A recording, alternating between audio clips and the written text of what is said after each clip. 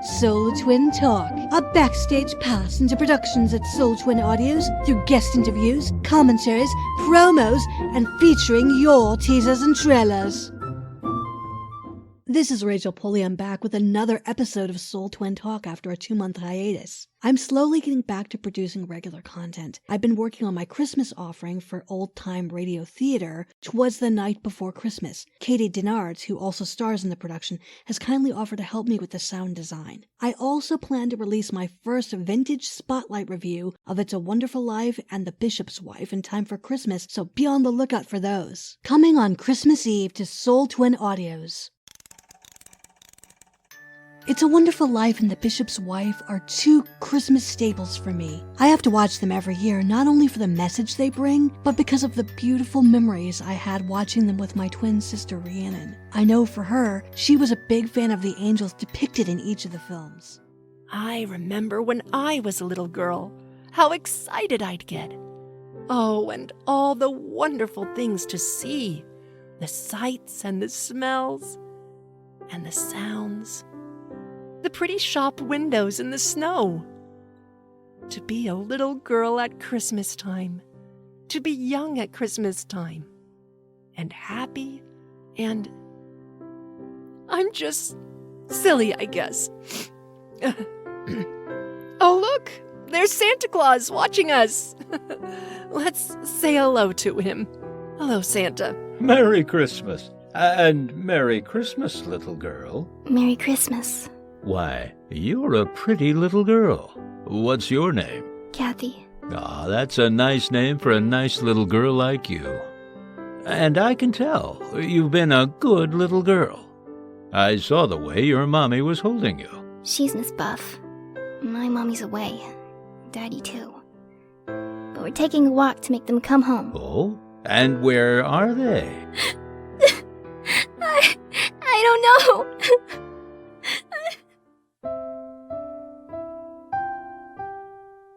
Join me December 24th, Christmas Eve, for Old Time Radio Theater's 'Twas the Night Before Christmas and Vintage Spotlight, where I give my retrospection on It's a Wonderful Life and The Bishop's Wife.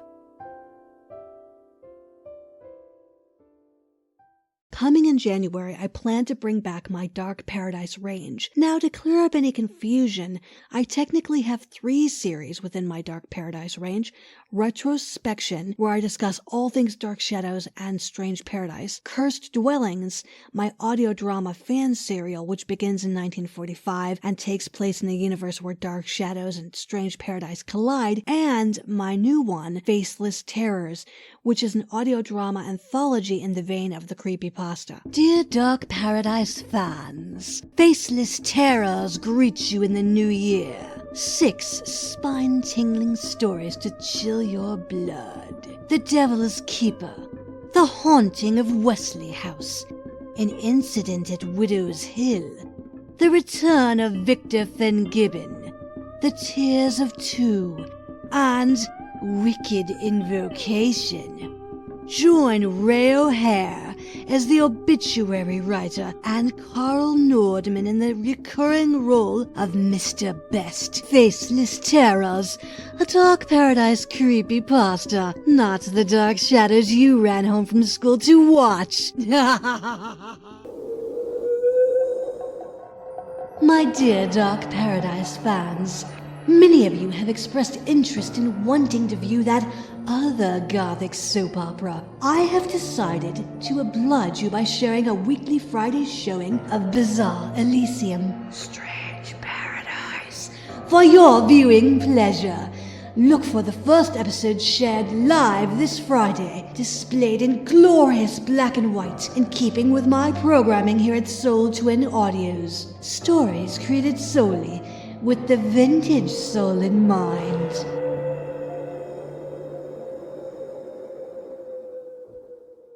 Tuesday evening, I finally had the opportunity to sit down and listen to this brilliant horror series called Ice Cream.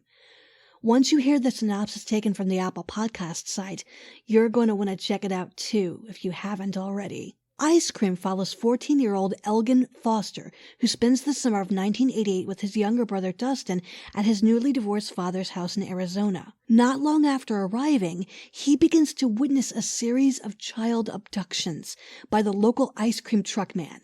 Nobody believes Elgin, not even the police, which leads him to question if what he saw was even real or the result of a recent concussion. The listener will follow along as Elgin and neighbor Olivia do their own investigations to try and uncover who the ice cream man really is and what he is doing to these missing children.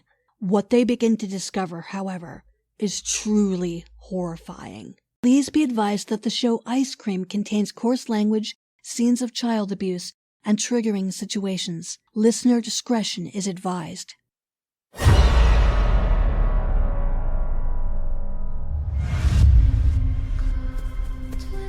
Mom! Ice cream truck! Can I get one? Yeah, sure, honey. Just make sure you come right back, okay? No talking to strangers. Okay. Hey, Johnny, don't you need money? Johnny! Mr. Handsome! Mr. Handsome!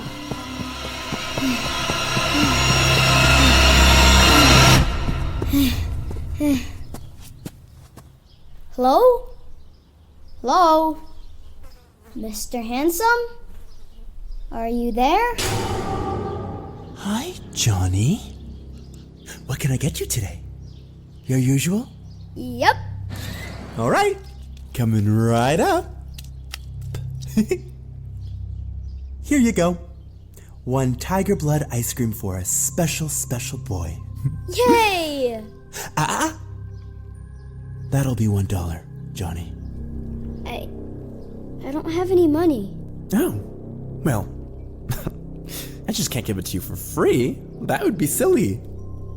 But you never ask me for money when I come alone. Oh, Johnny. Look, kid, I'm gonna share something with you that's going to bring you great value to your life. Why don't you come a little closer? Nothing in life is ever free. Even when you think it is, it isn't. They always make you pay. One way or the other. Well, can you wait here and I can go ask my mom? No, that's okay, Johnny. The ice cream will melt. I have another idea of a way you could pay me. What now? I want you to sing to me my favorite song. Can you do that for me, Johnny? What's that? I scream, you scream, we all scream for ice cream. Your turn.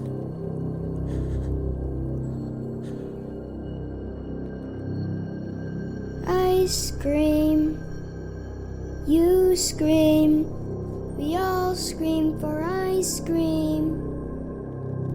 Louder. I scream, you scream, we all scream for ice cream. Louder. I scream, you scream, we all scream for ice cream. Louder, you little shit! I scream, you scream, we all scream for Ice cream! Ice Cream premieres midnight, September 26th, wherever you get your podcasts.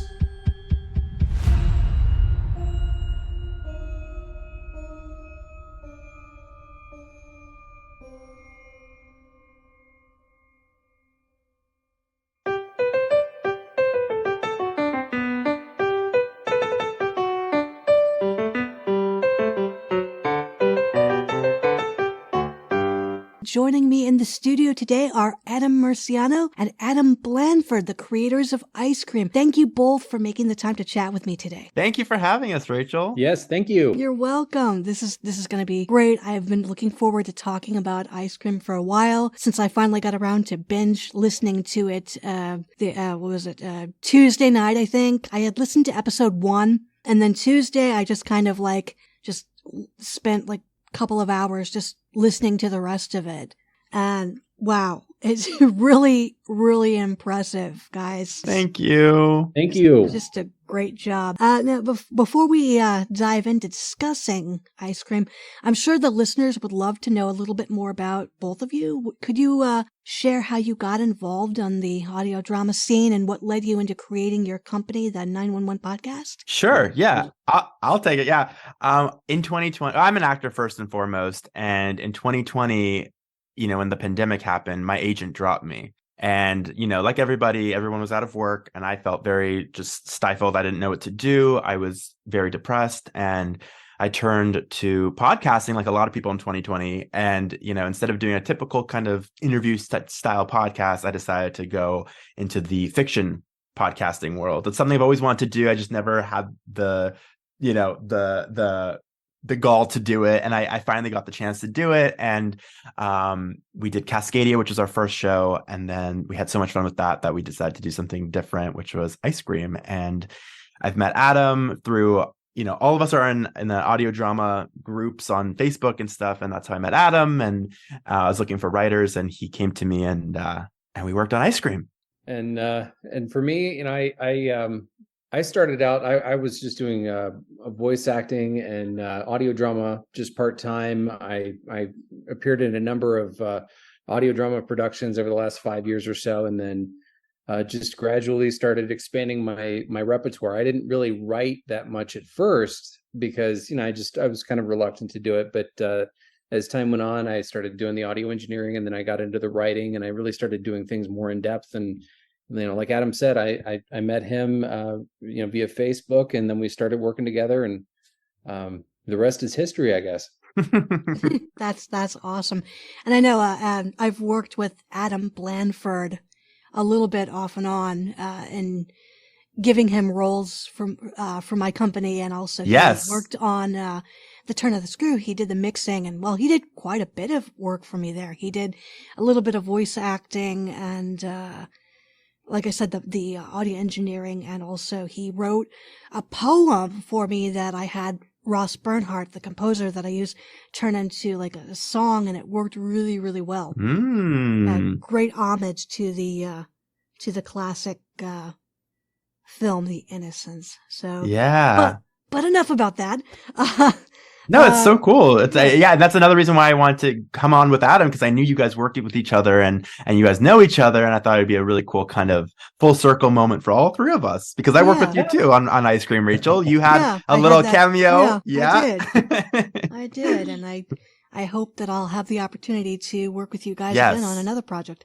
Yes. Absolutely. Which, by the way, I want to say quickly, thank you for that, because it was such a last minute thing. We already, I was in the editing and I was like, I feel like the show, the Joan Wilson show, which is in episode 5, needs an intro. And it was very late at night and I contacted you and you replied so fast. You got it done so quickly and you sent it back to me and you're like, I hope that's okay. I'm like, that's more than okay. You killed it. And it's one of my favorite parts of the episode, because it's so with the music and your enthusiasticness. And I don't know what time it was in the night, but it was late and you had it and you were great. And so thank you for that. You're welcome. I'm happy to help and jump in like that when I can.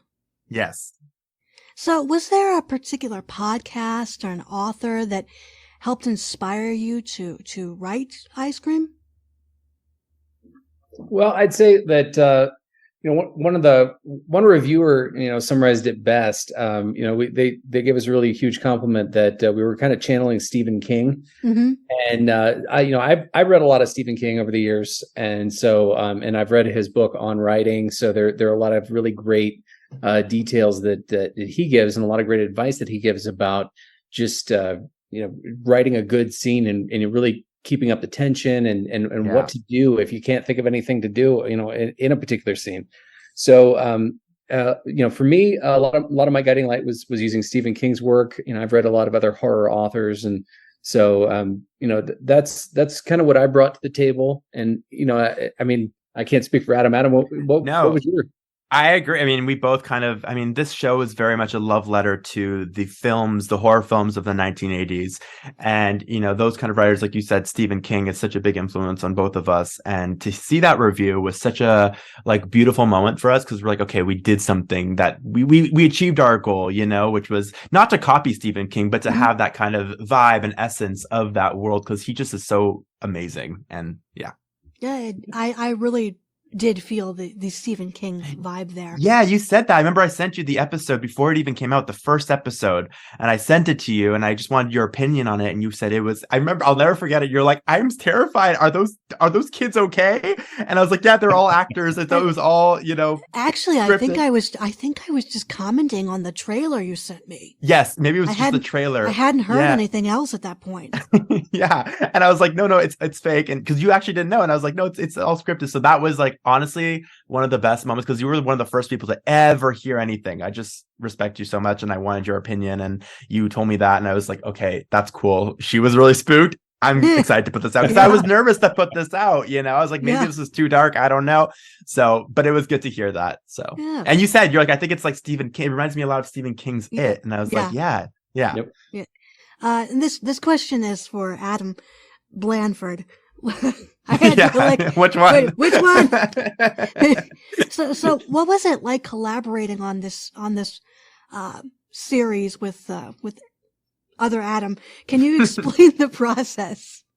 Well, I can tell you that we were working on a different project, and he and I started working together in April of 2022, and we had been working on another project and had gotten right near the finish line. And then one night in June, he contacted me and said, "Hey, I've got this idea for a horror audio drama podcast, but here's the catch. It has to be done within the next 5 weeks because that's the only recording window that I have is at the end of July." And so I was like, okay, you know, what is it? And he sketched out the idea of the ice cream truck and, you know, gave me some of the general ideas that he had. And at first I thought, you know, this is crazy. This is really crazy. But you know what the hell? You know, fortune favors the bold. So we just started kind of crafting the idea and just started coming up with the idea. And the great thing is, you know, Adam and I think a lot along the same lines in terms of what we think is good narrative and good dialogue. And so it really is a great collaborative process that we have because, you know, I mean, we really respect each other's skills as storytellers. And so, you know, when one of us has a suggestion, the other one really is like, hey, that's a great idea. And so we'll really kind of, you know, pick things apart. You know, we'll work really hard on just a single line of dialogue just to make sure that it's absolutely perfect. But a lot of times it's like, you know, he'll write something or I'll write something and they'll go, hey, I thought of the same thing. That's amazing. Awesome. Let's go with it. So it's really rewarding as a collaborative process. Work with that. Well, that's great. I could tell that it was an intense collaborative effort there.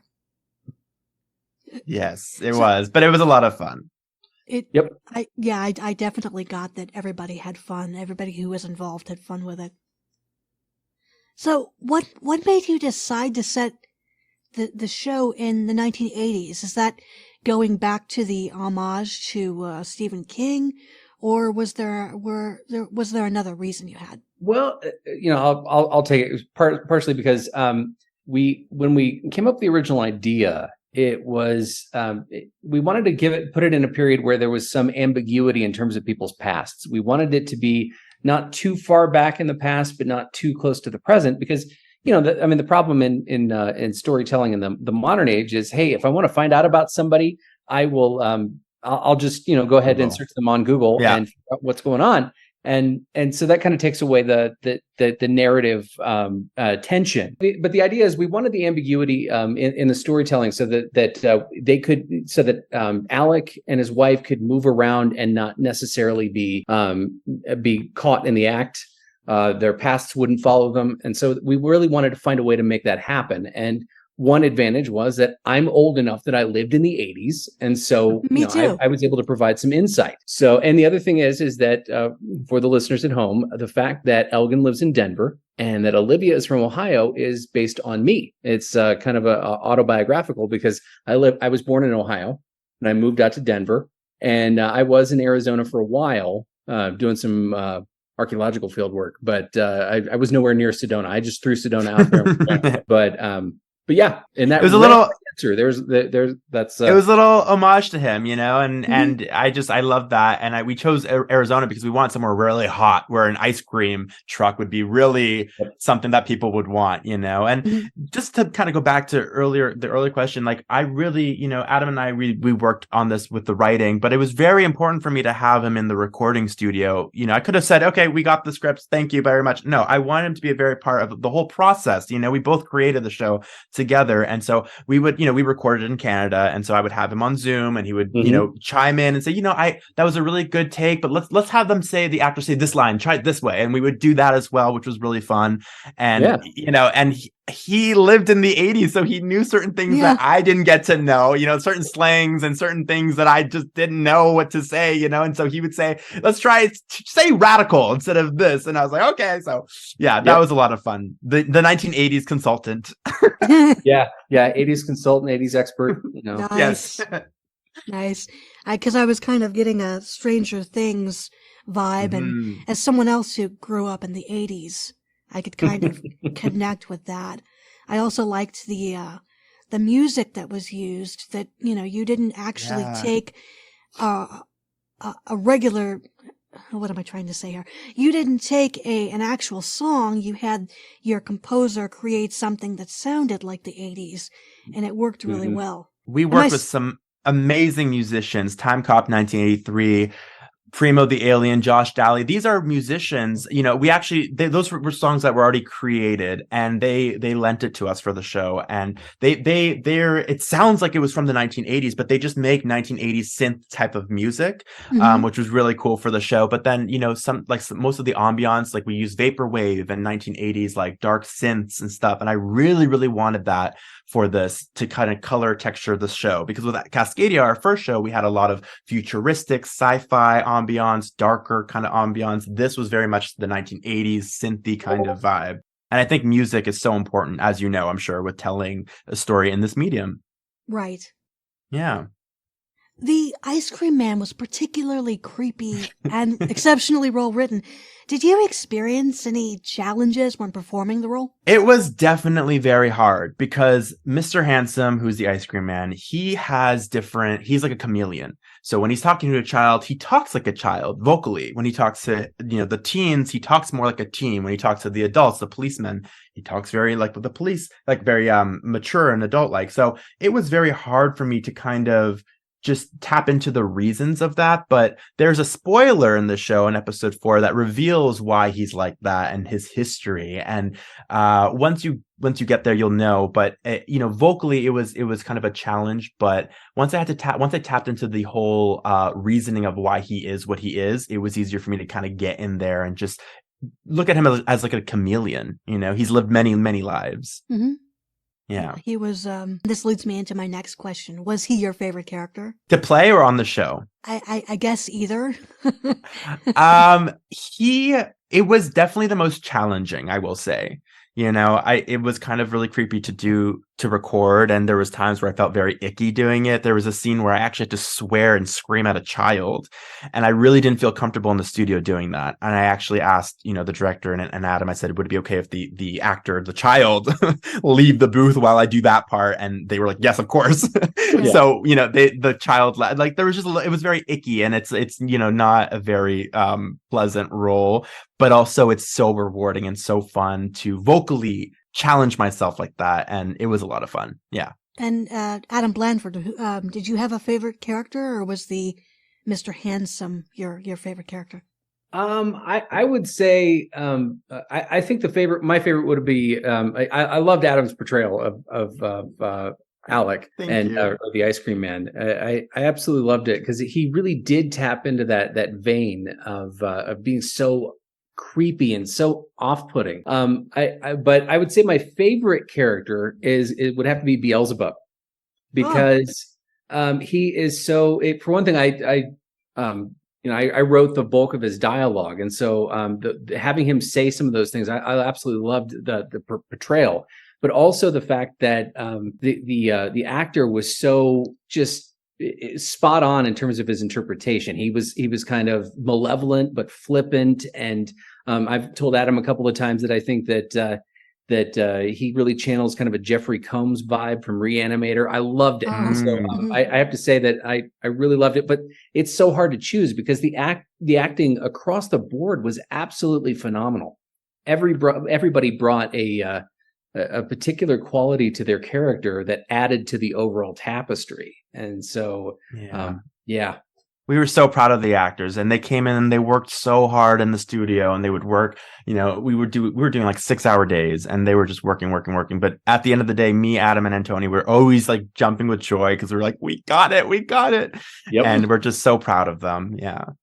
I could tell everyone did such a great job. I mean, thank you. I think the kid that played Elgin, or I'm guessing it was not a kid or a kid. No, he's 20, but he plays a kid. Yeah, a lot of 20-year-olds can get away with playing the younger. And this is again for Adam Blanford. Did you do a cameo that I somehow missed, or were you just like not in this as a voice actor? I did 2 roles. So in the very first episode, I was the high school principal delivering the commencement speech in episode 1. And then we were doing, we were trying to figure out how to structure the last episode of the series. And I jumped in as a news reporter.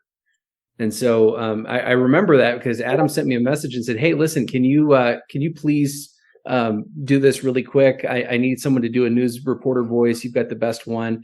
So I said, "Oh, sure, no problem." And I remember because I was like, okay, is my noise gating in my booth good enough that I can do this while my son, takes his bath? So I jumped in, did it in 15 minutes, sent it off, and I was like, okay, let me know if there's anything else I need to do. And then I was like, it's perfect.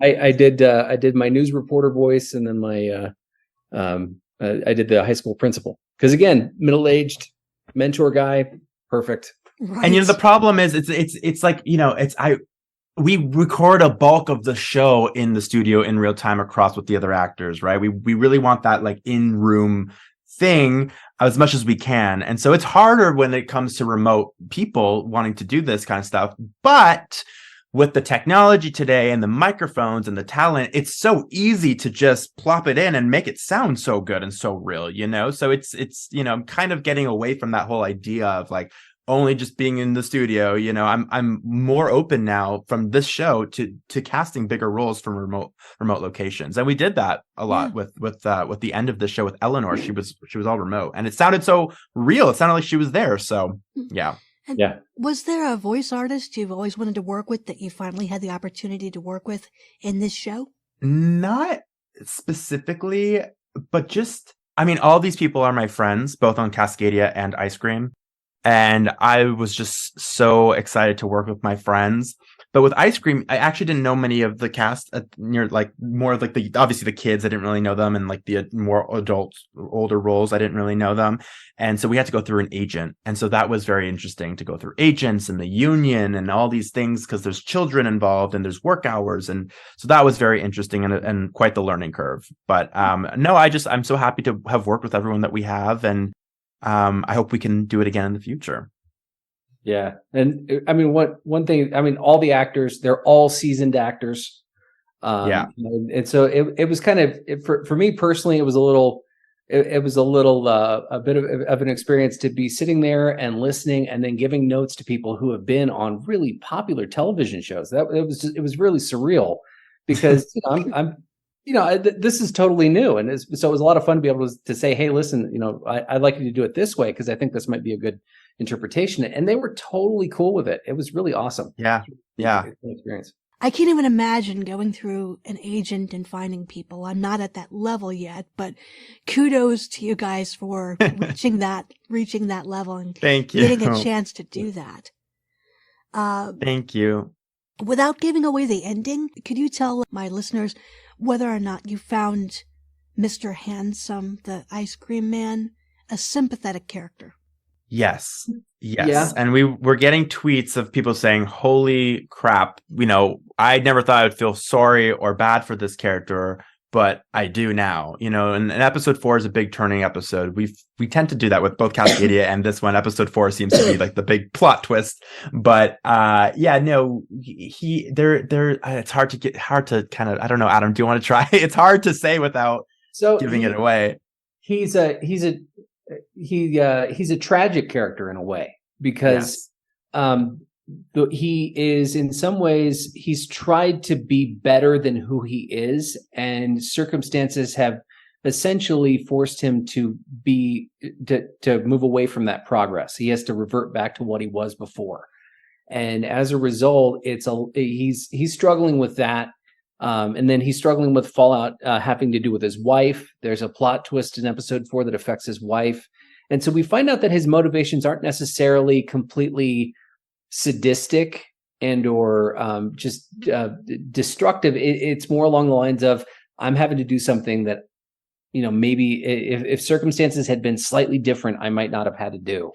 But and I think that's where the true horror of the show lies. Like, yes, there's all those kind of creepy elements to it, but the real horror is that how something in your life can happen and you can end up on the wrong path, and then all those things happen to you, or baggage from the past comes creeping back up to the future. Even if you've changed and you've moved on from that, maybe you're a different person, but the past can still come back and haunt you. And I think that is where the real horror of this whole show lies, is that you can't really escape it, and that's terrifying.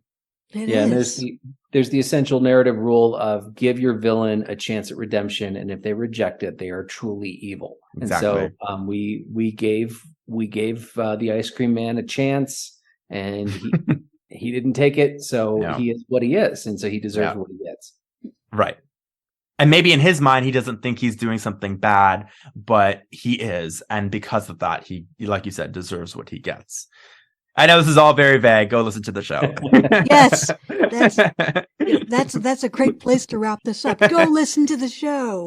But before we end this wonderful interview, and again, thank you both for being with me here today. Thank you. Pleasure. What other projects are you both working on, either together or separately? Well, Adam and I, that show that we were talking about before Ice Cream, that is actually in the works right now. And we are so excited. We just recorded the first episode in the studio, and we have an amazing cast. And Adam, has a role on it, a bigger role on it, which is great. And it's a comedy. It's a full-blown slapstick sitcom. And, there's not much of that in this medium. And I feel like this is like really going to get people laughing, hopefully. It's very unhinged and it's fun. It sounds like a stark contrast to what you just came up with. Exactly. And that's what we want to do.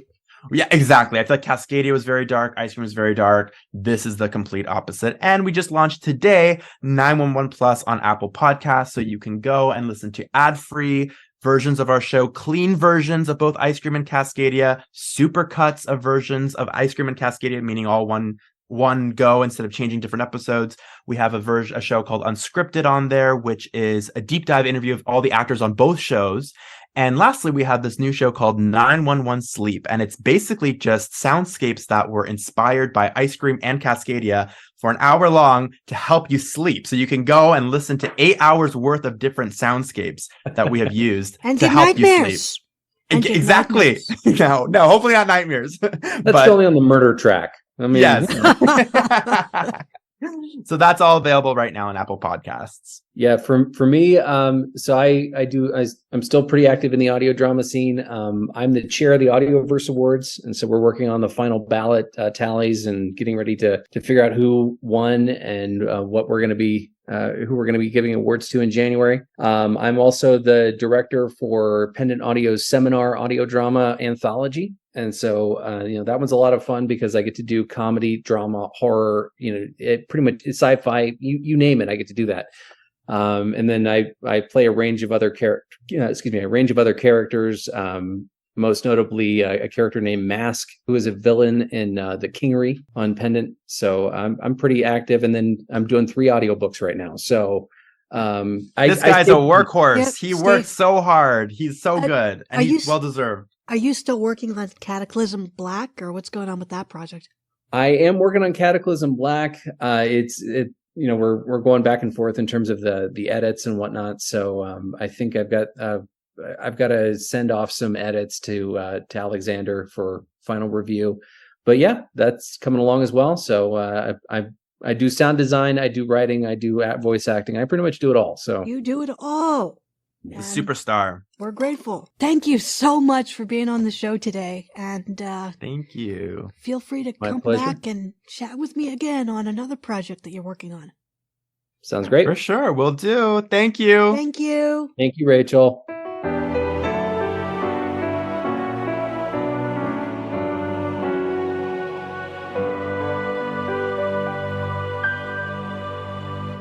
That concludes this episode of Soul Twin Talk. I look forward to speaking with you again. Be safe, be happy, and always remember, I can do anything. I can reach any goal today. I can do what I want. I can be what I want to be.